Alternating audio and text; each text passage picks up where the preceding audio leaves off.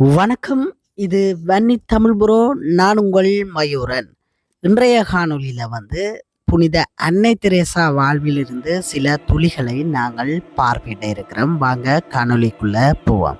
அன்னை தெரேசா எனும் பெயரை அன்னை எனும் சொல்லில்லாமல் யாரும் சொல்வதில்லை. அந்த அளவுக்கு மனதில் வாழும் ஒரு அன்னையாக அன்னை தெரேசா காணப்படுகின்றார். தென்கிழக்கு ஐரோப்பிய நாடான அல்பேனியாவில் 1910 ஆகஸ்ட் மாதம் 26 இவர் பிறந்தார். இவரது இயற்பெயர் ஆக்னாஸ் கொன்சா பெஜனாக்கா. தந்தை நிக்கல் நிகோலா, தாய் பெஜாதிஜு திரானி. பெர்னாயின் 3வது மகளாக பிறந்தவரின் சகோதரி பெயர் ஆகா, சகோதரர் பெயர் லாகா. தெரேசாவின் 8 வயதில் தந்தை நோய்வாய்ப்பட்டு இறந்தார். அதன் பிறகு இவரது தாயாரால் நற்குணங்கள் கூறி வளர்க்கப்பட்டார். குறிப்பாக 5 வயதிலேயே பள்ளி பாடங்களை எப்போது கேட்டாலும் தடையின்றி சொல்லும் அளவிற்கு படிப்பில் திறமையானவராக இருந்தார். தவிர தன் நகைச்சுவை உணர்வால் சிறு வயதிலேயே எல்லாருடைய கவனத்தையும் எளிதில் வசீகரிக்கும் திறனும் பெற்றிருந்தார். தனது இளமை பருவத்தில் கிறிஸ்தவ மறைப்பணியாளர்களாலும் அவர்களது சேவைகளாலும் பெரும் ஈர்க்கப்பட்டு தனது 12 வயதில் சமூக சேவையில் ஈடுபட ஆரம்பித்தார். அதன்படி ஏழை எளியவர்களுக்கு, உடல் ஊனமுற்றோர், பள்ளி மாணவர்களுக்கு உதவி செய்து வந்ததோடு தேவாலயங்களை பெருக்கி சுத்தம் செய்தலும், மருத்துவமனைகளுக்கு சென்று நோயாளிகளுக்கு ஆறுதலான வார்த்தைகளை கூறுதல், மருந்து வைத்து விடுதல் ஆகிய பணிகளை செய்தலும், அனைவரிடமும் இனிமையான வார்த்தைகளை பேசுவார். சிறுவயதில் தன்னால் இயன்ற சேவைகளை செய்து வந்த தெரேசா தனது 18 வயதில் தான் முழுநேர சேவையில் ஈடுபட நினைத்தார்.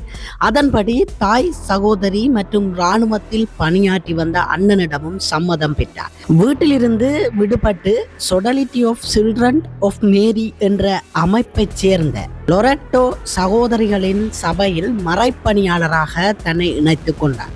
ஒருமுறை இந்தியாவின் மேற்கு வங்கம் பயணம் முடித்து திரும்பிய சகோதரிகளின் வாயிலாக இந்தியாவில் இருக்கும் ஏழ்மை நிலைமை பற்றி தெரிந்து கொண்டார். பின்னர் மக்களுக்கு உதவிகளை செய்வதற்காக துறவரம் செல்ல முடிவெடுத்தார். அதன்படி 1928 அக்டோபர் மாதம் 12 ராத்ஃபன்காம் எனப்படும் அயர்லாந்தின் சிஸ்டர் அஃப்லோட்டோ என்ற கன்னியாஸ்திரிகள் இல்லத்தில் சேர்ந்தார். ஆங்கிலம் கற்றுக்கொண்டார். அப்போதுதான் ஒரே தேவை சேவை, அதுவும் குழந்தைகள், பெரியவர்கள், ஏழைகள், நோயாளிகள் என பாரபட்சமின்றி எல்லோருக்கும் உதவிகளை செய்ய வேண்டும் என நினைத்தார். பிறகு 1929 முதன்முறையாக இந்தியாவின் மேற்கு வங்கத்தில் உள்ள கத்தோலிக்க திருச்சபைக்கு வந்தார். சட்ட விதிகளின்படி புதிதாக அங்கு சேருபவர் பெயரை மாற்றம் செய்து கொள்ள வேண்டும். பிரான்ஸ் நாட்டின் சகோதரி தெரேசா மார்ட்டின் ஏழைகளுக்கும் நோயாளிகளுக்கும் சேவையாற்றவே தன் வாழ்வை அர்ப்பணித்துக் கொள்ள நினைத்தார். ஆனால் அதற்கு அவரது உடல்நிலை இடம் தராததால் காச நோயால் தனது 24 வயதில் மரணித்தார். அவரது நினைவாக தனது பெயரை தெரேசா என மாற்றிக்கொண்டார். கொல்கத்தாவில் தங்கியிருந்த தெரேசா அங்கு வறுமையின் பிடியில் சிக்கி தவித்த ஏழை மக்கள், தொழிலாளர்களின் நிலை, வேலையில்லா திண்டாட்டம், பசியுடன் திரிந்த குழந்தைகள், சுகாதார மற்றும் குடியிருப்புகள், வியாதியுடன் கூடிய மக்கள் கண்டு வருத்தம் கொண்டார். அச்சூழலில் டார்ஜிலிங்கில் உள்ள லொரெட்டோ இல்ல பள்ளியில் ஆசிரியர் பணிக்கு நியமிக்கப்பட்டார். குழந்தைகளிடம் அன்பு காட்டி பாடம் கற்பித்தார். சில காலங்களிலேயே இந்தியாதான் இனி என் தாய்நாடு என முடிவெடுத்தார். இந்திய மொழியும் கற்றுக்கொண்டார். மீண்டும் கொல்கத்தாவிற்கே பணிமாறுதல் செய்யப்பட்டார். அங்கு கல்வியுடன் சமூக சேவையும் செய்ய வேண்டியதாயிற்று. அப்படி குழந்தைகளுக்கு கல்வி கற்பித்ததை தவிர குழந்தைகளை குளிப்பாட்டி சாப்பாடு ஊட்டினார். ஏழை மக்களையும் தேடிச் சென்று சேவைகள் செய்தார். ஆசிரியராக இருந்த தெரேசா பின்னாளில் பள்ளி முதல்வரானார். 17 ஆண்டுகள் கல்வி பணியில் இருந்து ஏராளமான நல்ல அனுபவங்களை கற்றுக்கொண்டார். 1942-43 ஆண்டுகளில் 2ஆம் உலகப் போர் விடுதலை போராட்டங்களும் உச்சத்தில் இருந்தது. மக்கள் பஞ்சத்தில் தவிப்பதைக் கண்டு அவர்களுக்கு அதிக நேரம் உதவி செய்ய நினைத்தார்.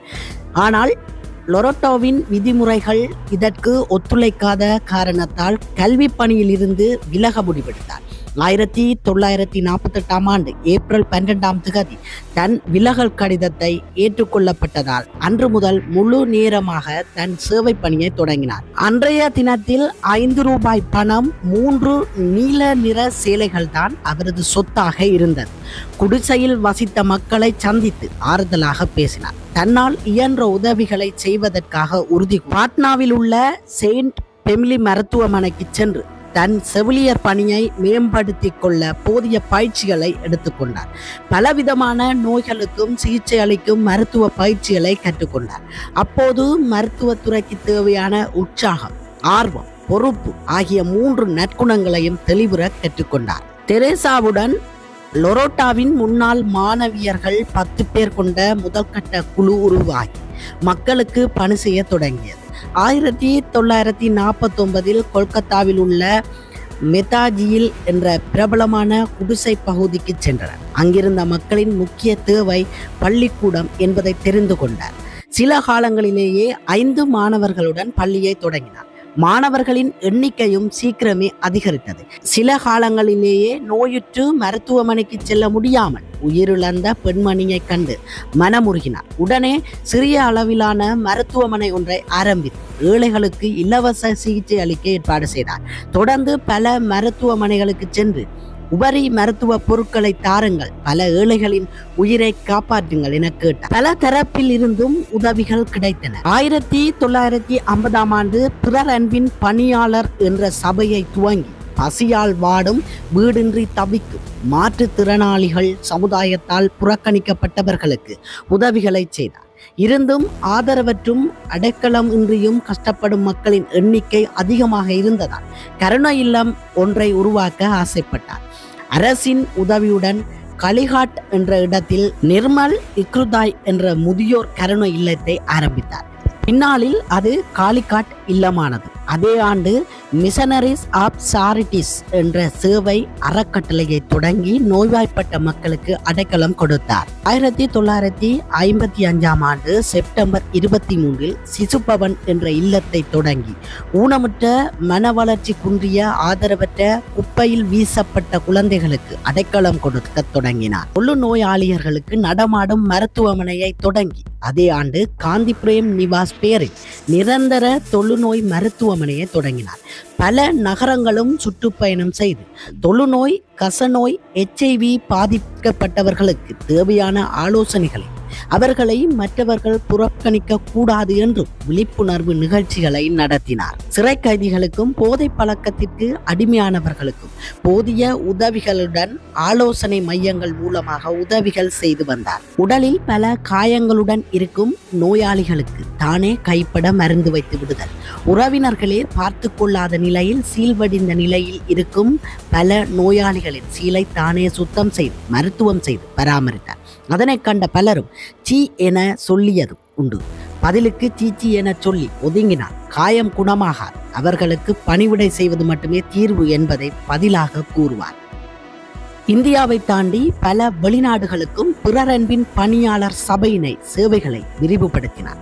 அதன்படி 1965 ஆண்டு வெனிசுலாவிலும் தொடர்ந்து மற்ற நாடுகளிலும் சேவை மையங்களை நிறுவினார். சுதந்திர போராட்டங்கள், உள்நாட்டு கலவரங்கள் என எந்த நாட்டில் மக்கள் பிரச்சனைகளை சந்திக்கிறார்கள் என தெரிந்து கொண்டு அங்கெல்லாம் சென்று உதவிகள் செய்து வந்தார். தினமும் அதிகாலையில் எழுந்து குளித்துவிட்டு தனது குழுவினருடன் வீதி வீதியாக யாசகம் கேட்டு செல்வார். அப்படி ஒரு முறை சென்ற போது ஒரு கடைக்காரரிடம் உதவி கேட்டார். அவர் கண்டும் காணாமல் இருந்தார்.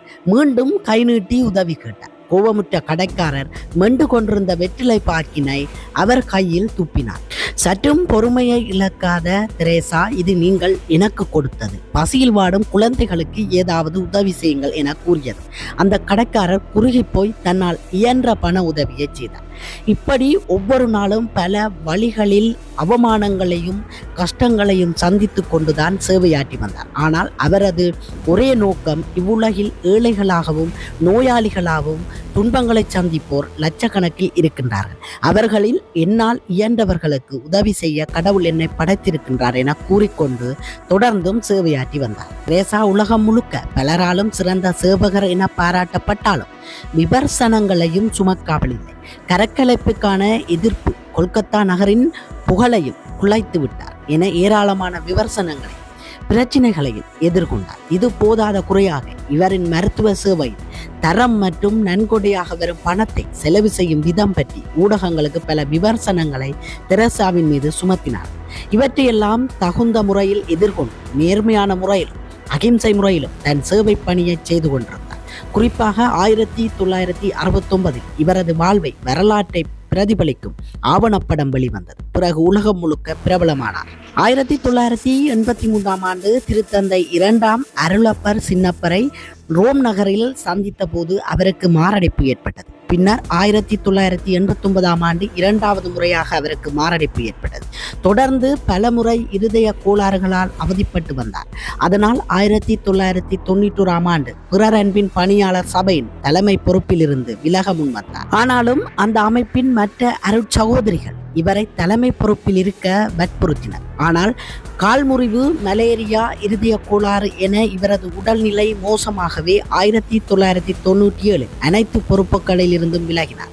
45 வருடங்களுக்கும் மேலாக ஏழை எளியவர்கள், நோய்வாய்ப்பட்டவர்கள், ஆதரவற்றோர் என பலதரப்பட்ட மனிதர்களுக்கும் சேவை புரிந்து வந்த தெரேசா 1997 செப்டம்பர் 5 மரணமடைந்தார். இவரை இந்தியர்கள் மட்டுமின்றி பல வெளிநாட்டவர்களும் அன்னை தெரேசாவாக அழைத்தனர். இவரது சேவையை போற்றினர். அன்னை தெரேசா மரணமடைந்த போது உலகின் பல தரப்பட்ட மக்கள் கண்ணீர் சிந்தினர். குறிப்பாக அவர் மரணமடைந்த போது அவரது பிறரன்பின் பணியாளர் சபை 123 நாடுகளில் 610 சேவை மையங்களாக இயங்கி வந்தது. 4000க்கும் அதிகமான அருட்சகோதரிகளை 10,000க்கும் மேற்பட்ட ஆதரவற்றோர்களுக்கு அடைக்கலம் கொடுக்கப்பட்டும் இருந்தது. இவர் பெற்ற விருதுகள்: 1962 பத்மஸ்ரீ விருது, 1972 பன்னாட்டு புரிந்துணர்வுக்கான ஜவஹர்லால் நேரு விருது, 1979 அமைதிக்கான நோபல் பரிசு, 1980 இந்தியாவின் உயரிய விருதான பாரத ரத்னா விருது, 1996 அமெரிக்காவின் கௌரவ பிரஜை விருது தவிர பல்வேறு நாடுகளின் உயரிய விருதுகள், இந்தியா உள்ளிட்ட பல நாட்டு பல்கலைக்கழகங்களின் கௌரவ டாக்டர் பட்டம், 2003 அருளாளர் பட்டம் பெற்றார். 2002 கொல்கத்தாவைச் சேர்ந்த மோனிகா பெர்ஸ் என்ற பெண் புற்றுநோய் கட்டியால் துன்பப்பட்டு வந்துள்ளார். அன்னை தெரேசாவின் உருவம் பதித்த பதக்கத்தை அணிந்து அவரை வணங்கியதால் அவரது உடல் பூரணமாக குணமடைந்துள்ளது. இந்நிகழ்விற்காக 2003 அன்னை தெரேசாவிற்கு அருளாளர் பட்டம் வழங்கப்பட்டது. பிரேசில் நாட்டில் மூளை பாதிக்கப்பட்டு கோமா நிலைக்கு தள்ளப்பட்ட நோயாளியின் குடும்பத்தினர் அன்னை தெரேசாவை மனமுருகி பிரார்த்தனை செய்து வந்ததாகவும் அதனால் அவரது உடல் பூரண குணம் பெற்றதாகவும் கூறினர். இந்த 2 நிகழ்வுகளையும் அங்கீகரித்துத்தான் அன்னை தெரேசாவின் பிறந்த நாளுக்கு முந்தைய நாளான செப்டம்பர் 4 அவருக்கு புனிதர் பட்டம் வழங்கியுள்ளனர். அன்னை தெரேசாவிற்கு அவர் வாழ்ந்த மதம் வழங்கும் உயரிய அங்கீகாரம் புனிதர் பட்டம். மக்களின் மனதில் அன்போடும் கருணையோடும் போற்றப்படுபவர். இவரது புகழ் இன்னமும் உலகம் இருக்கும் வரை போற்றப்படும். இவ்வாறு அன்னையினுடைய வரலாறு செல்கின்றது. உண்மையிலேயே யாராக இருந்தாலும், எமது பெற்ற தாயோ தகப்பனோ எங்கள் உறவினர்களோ யாராக இருந்தாலும் ஒரு அருவருப்பான காயங்களுக்கு மருந்து கட்டுவதை நாங்கள் யோசிப்போம், சிந்திப்போம். அங்கு இன்னும் ஒரு நபரை கொண்டு நாங்கள் கட்டுவதற்காக முயற்சி எடுப்போம். ஆனால் ஒரு அன்னையாக இருந்து உலக மக்களிலே யாரென்று தெரியாத உறவுகளுக்கெல்லாம் அவர்களுடைய சிதல் புண்ணை தன் கரங்களால் துடைத்து ஒரு குணப்படுத்தல் செய்திருப்பாராக இருந்தால் அவர் உண்மையிலேயே புனிதராக எல்லோர் மனதும் வாழ்ந்து கொண்டிருப்பது ஒரு நிதர்சனமான உண்மையாக காணப்படுகின்றது. உறவுகளே, இவ்வாறு முக்கியமான வரலாறுகளோடு நாங்கள் நிறைய காணொளிகளில் சந்தித்திருக்கிறோம். மறக்காம என்னுடைய யூடியூப் தளத்தை நீங்கள் சப்ஸ்கிரைப் பண்ணி வச்சுக்கொள்ளுங்க. உங்களுடைய நண்பர்களுக்கும் எனது காணொளியை பகிர்ந்து கொள்ளுங்கள். கட்டாயம் சப்ஸ்கிரைப் பண்ணி வச்சுக்கொள்ளுங்க, லைக் பண்ணுங்க, கமெண்ட் பண்ணுங்க. அடுத்த ஒரு காணொளியில் சந்திப்போம் உறவுகளே. நன்றி.